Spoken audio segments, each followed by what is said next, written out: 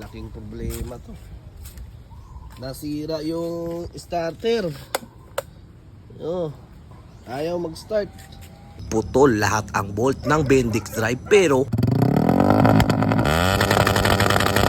Sup mga kasolids, panibagong araw, panibagong gas naman. Ngayong araw nga mga boss, for the long time ay ilalabas natin itong supladong sniper at papaanda rin nyo natin. Kasi ayan nga, nakikita nyo naman meron pang check engine. At papalitan nga natin ito ng mga pyesa mga bossing. Etong isa si papalit natin.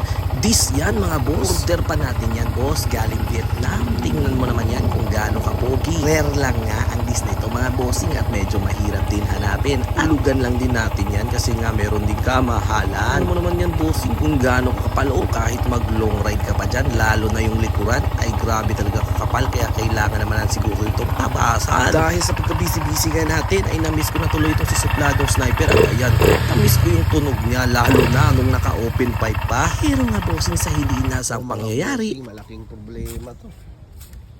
Nasira yung starter.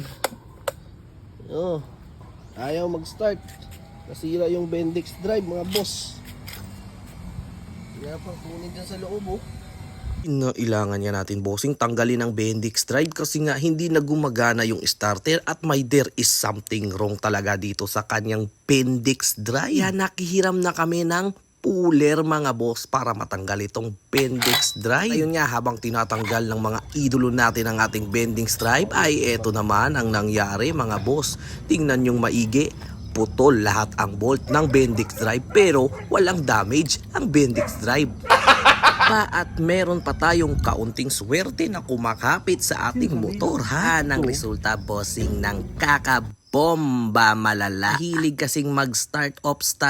Dapat paandarin na lang. Ayan, nakita nyo naman mga bossing no? Kinukuha na ng idolo natin yung mga bolt na na-stack up at naputol dyan sa loob ng Bendix drive.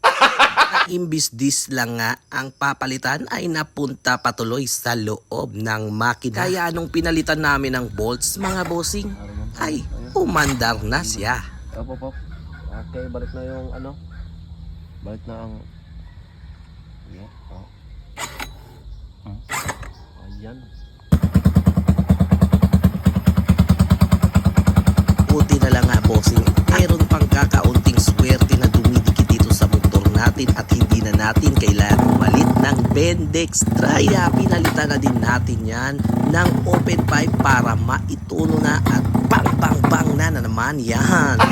Matapos na nga din ang ating problema ay eto na at nagpalit na tayo ng disc pangharap at panglikod ni supladong sniper.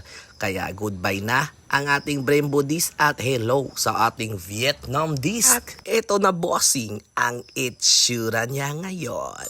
Mas bumagay ito sa CNC mags lalong-lalo na pag naka-nickel caliper ka. At siya nga pala, dahil kalawangin na, nagpalit na din tayo ng ating roller chain mga bossing. Tingnan mo yung luma, parang pang tricycle. At nagtabas na din tayo ng ihe mga boss kasi sobrang haba nga ng stock na ihe ng ating laga. O paano ba yan mga bossing? Abangan na lang sa susunod na next time kung ano ang itsura ni supladong sniper.